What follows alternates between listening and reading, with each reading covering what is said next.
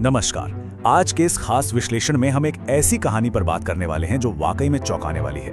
बात हो रही है भारत के एक पारंपरिक किसानों द्वारा चलाए जा रहे कोऑपरेटिव की, जो आज खुद को एक हाईटेक ग्लोबल पावर हाउस में बदल रहा है। जी हाँ, हम बात कर रहे हैं अमूल की। ये सिर्फ एक ब्रांड की कहानी नहीं रह गई है, बल्कि एक ऐसी क्रांति बन चुकी है जो हमारे गांव से निकलकर पूरी दुनिया में छा रही है। तो चलिए इस पूरे ट्रांसफॉर्मेशन को हम 4 मुख्य हिस्सों में समझते हैं। सबसे पहले दुनिया की नंबर 1 सहकारी संस्था बनने का सफर। दूसरा, डेयरी सेक्टर में आ रही AI क्रांति। तीसरा, सिर्फ दूध ही नहीं बल्कि ऑर्गेनिक प्रोडक्ट्स में इनकी एंट्री।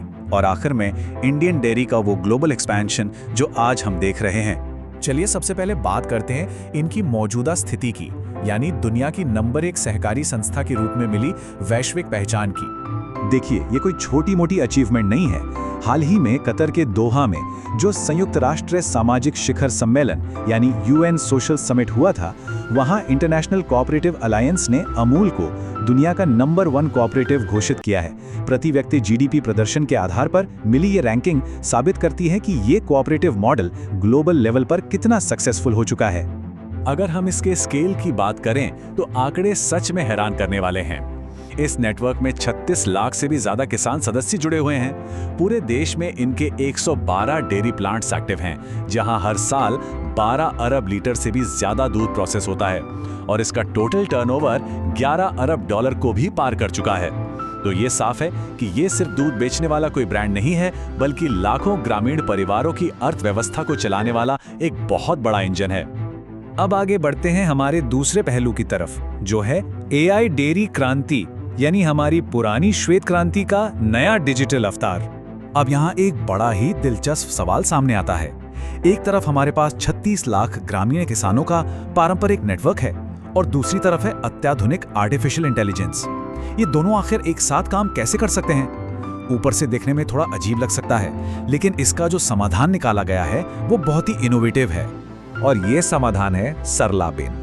ये एक AI पावर्ड असिस्टेंट है जो पशुओं की सेहत, उनके चारे और रखरखाव को लेकर बिल्कुल पर्सनलाइज्ड गाइडेंस देती है। और इसकी सबसे कमाल की बात क्या है? इसके लिए किसी महंगे स्मार्टफोन या इंटरनेट कनेक्शन की कोई जरूरत नहीं है। कोई भी किसान एक साधारण से बेसिक फोन से कॉल करके 20 अलग-अलग भाषाओं में सरलाबेन से बात कर सकता है। मतलब भाषा या टेक्नोलॉजी की जो भी रुकावटें थी वो अब पूरी तरह से खत्म हो गई हैं। अब हम सोच सकते हैं कि एक फोन कॉल पर मिलने वाला ये AI इतना सटीक कैसे हो सकता है? इसका राज छुपा है पिछले 50 सालों के ऐतिहासिक डेटा में। जरा कल्पना कीजिए, हर साल दूध खरीद के 2 अरब ट्रांजैक्शंस का डेटा, 1200 पशु चिकित्सकों से मिले 30 मिलियन मवेशियों की हेल्थ का रिकॉर्ड, सालाना 7 मिलियन कृत्रिम गर्भाधान की ट्रैकिंग, और तो और चारे की स्थिति समझने के लिए सीधे इसरो सैटेलाइट इमेजरी का इस्तेमाल। यही वो सॉलिड डेटा बैकबोन है जो इस AI को इतना पावरफुल बनाता है। जमीनी स्तर पर अगर देखें तो ये AI रोजमर्रा की बड़ी बड़ी मुश्किलें आसानी से हल कर रहा है। जैसे कि ये पहले से ही बीमारियों की भविष्यवाणी कर लेता है, मवेशियों के प्रजनन चक्र को ट्रैक करता है, चारे की मात्रा को ऑप्टिमाइज करता है और मौसम खराब होने पर अलर्ट भी भेजता है।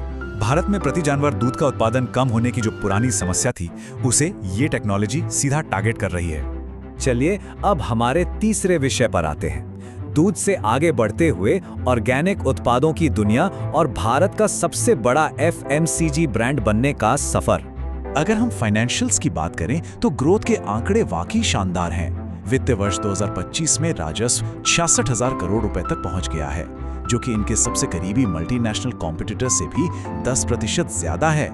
लेकिन महत्वाकांक्षा यही नहीं रुकती। वित्त वर्ष 2026 के लिए 1 लाख करोड़ रुपए का टारगेट सेट किया गया है। और सबसे बड़ी बात, महंगाई के बावजूद दूध के दाम न बढ़ाकर ग्राहकों का जो भरोसा जीता गया है, वो इस सफलता के पीछे एक बहुत बड़ी वजह है। अब तक हम दूध, आइसक्रीम और प्रोटीन बेवरेजेस जैसे जाने माने पारंपरिक उत्पादों को देखते आए हैं, लेकिन अब एक पूरी नई ऑर्गेनिक रेंज लॉन्च हो चुकी है। इसमें प्रमाणित जैविक चावल, दालें, मसाले, चीनी और चाय शामिल हैं। 25 नए ऑर्गेनिक प्रोडक्ट्स का ये लॉन्च साफ दिखाता है कि अमूल अब सिर्फ एक डेयरी ब्रांड नहीं बल्कि एक कंप्लीट FMCG ब्रांड बन चुका है। ये ऑर्गेनिक पहल अपने आप में एक बहुत बड़ा कदम है। इसे NDDB, क्रिबको, NCDC और नेफेड जैसी बड़ी संस्थाओं के साथ मिलकर चलाया जा रहा है। इसका मेन आइडिया है बीच के बिचौलियों को हटाना और किसानों को सीधे ग्राहकों से जोड़ना। इससे न सिर्फ लोगों को केमिकल फ्री और टिकाऊ खाना मिल रहा है, बल्कि किसानों को ऑर्गेनिक सर्टिफिकेशन लेने और अपने उत्पादों की प्रोसेसिंग में भी बहुत मदद मिल रही है। और अब बात करते हैं हमारे आखिरी स्तंभ की, जो है भारतीय डेयरी का वैश्विक विस्तार, खासकर यूरोप के बाजारों में एंट्री। ये सच में एक ऐतिहासिक माइलस्टोन है। एक बहुत ही अहम स्ट्रेटेजिक पार्टनरशिप के तहत अमूल ने स्पेन के सबसे बड़े कोऑपरेटिव कोवाप के साथ हाथ मिलाया है। आपको बता दें कि इस पार्टनरशिप के साथ ही भारतीय ताज़ा दूध पहली बार यूरोप के मार्केट में कदम रख रहा है। इंडियन डेयरी इंडस्ट्री के लिए इसे एक बहुत बड़ी छलांग माना जा रहा है। इस ग्लोबल एक्सपेंशन का जो रोड मैप है वो भी बहुत सलीके से तैयार किया गया है। शुरुआत होगी पहले चरण से, जहां स्पेन के मैड्रिड और बार्सिलोना जैसे शहरों में फ्रेश मिल्क लॉन्च किया जाएगा। इसके बाद दूसरे चरण में मलागा, वालेंसिया और पुर्तगाल के लिस्बन तक इसका दायरा बढ़ाया जाएगा।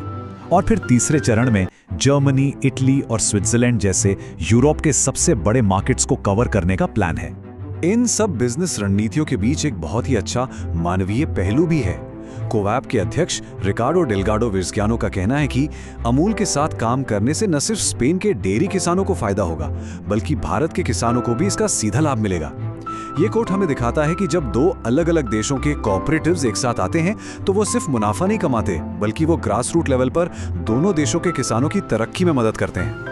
तो इस पूरे विश्लेषण के बाद हमारे सामने एक बहुत ही दिलचस्प और विचार करने वाला सवाल आता है। क्या डेटा, आर्टिफिशियल इंटेलिजेंस और 36 लाख किसानों की जमीनी मेहनत से तैयार हुआ ये कोऑपरेटिव मॉडल ही दुनिया भर की खेतीबाड़ी का भविष्य है? जिस तरह से एक पारंपरिक संस्था ने खुद को बदला है और लोकल से ग्लोबल का सफर तय किया है, वो वाकई में सबके लिए एक बड़ी मिसाल है। इस विश्लेषण में हमारे साथ बने रहने के लिए बहुत बहुत धन्यवाद। उम्मीद है आज की ये जानकारी आपके लिए काफी रोचक रही होगी।